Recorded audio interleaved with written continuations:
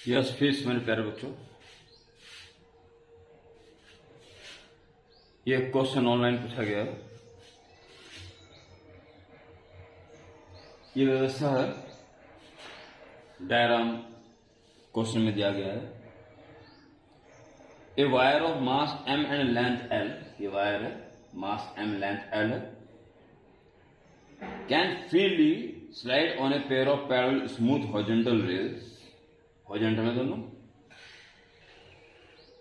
Placed in vertical magnetic field B। और यहीं पे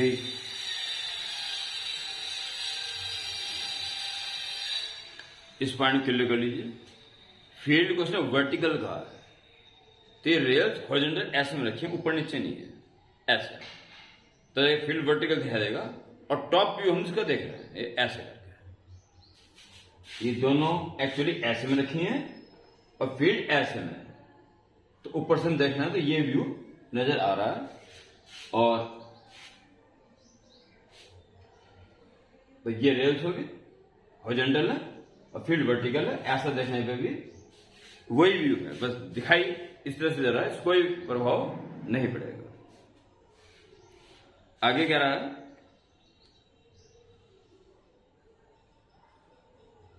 मैग्नेटिक फील्ड बी में रखें। The rails are connected by capacitor और capacitance C।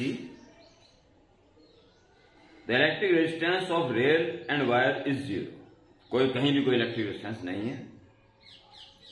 A constant force F acts on the wire as shown in figure। इसमें force constant है। Find the acceleration of the wire, कितना acceleration इसमें produce हो जाएगा। तो आसानी है उसको, देखिए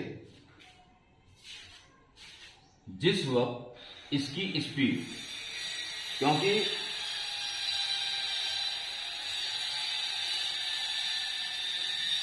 थोड़ा डिस्टर्बेंस है बोल में, कॉपरेट करें। जब कोई वायर फील्ड लाइन को कट करते चलता है तो BVL उसमें इंड्यूस पोटेंशियल डिफरेंस डेवलप हो जाता है।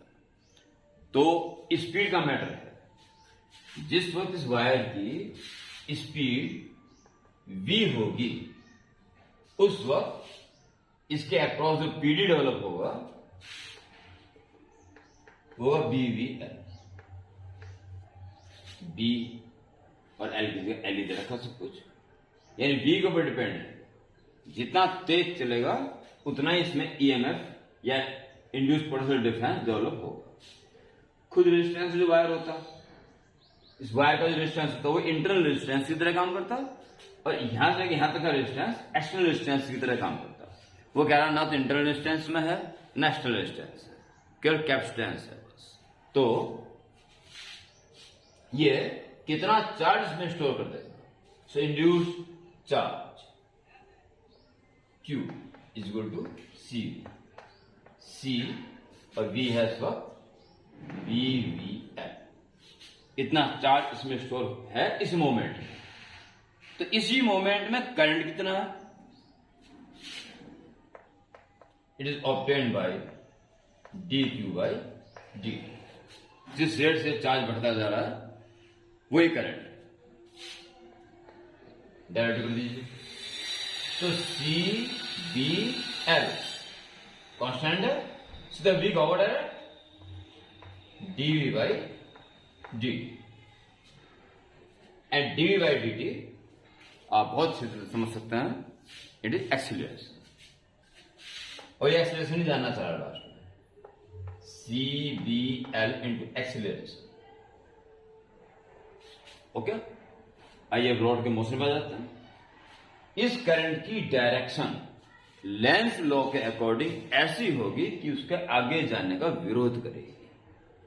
Fleming left hand rule, field अंदर है और फोर्स वो अंदर लगाए ताकि बाहर जाने का विरोध हो, तो करंट जाना चाहिए ऊपर। करंट ऊपर जाएगा तभी फोर्स पीछे लगेगा और आगे जाने का विरोध होगा। It is a Lenz law. तो उसमें कितना फोर्स इसके कारण अंदर लग जाएगा, उसे F डैश कह दीजिए।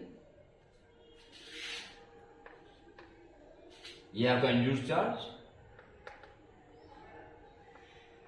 इंड्यूस कहीं कोई सोर्स नहीं है एनर्जी का, बैटरी वगैरह, या induce current,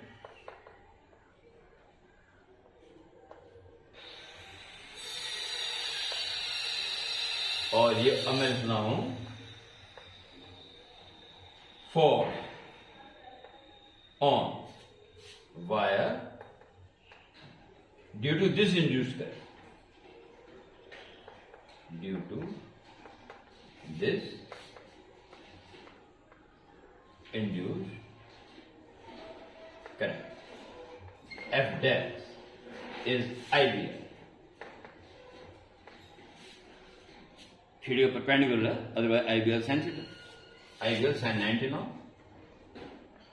I have also go C, B, L and acceleration into BL, तो B square L.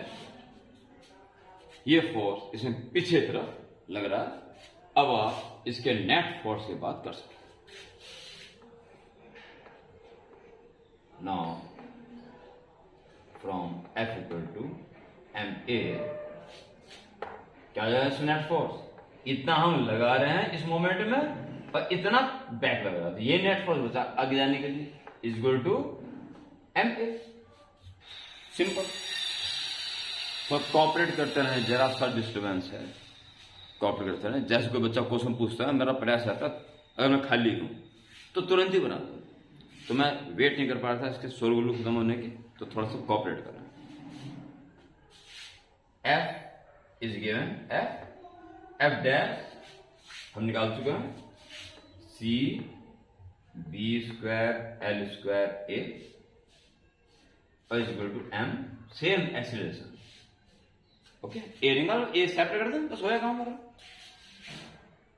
ये इधर पहुंच जाएगा और ए कॉमन आ जाएगा, तो ए कॉमन आने के बाद अंदर बचेगा M और ये आ जाएगा प्लस बन चुका है, ए कॉमन ले चुका है, तो C B square L square और अदर साइड बचा F। ओके, ये बात सीन चेक कर लेते हैं।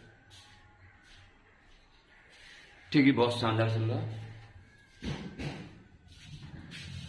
सो acceleration is F upon M plus C B square L। कि सारे गिवन पैरामीटर्स हैं, ये एक्सीलरेशन इसमें डेवलप होगा। ओके।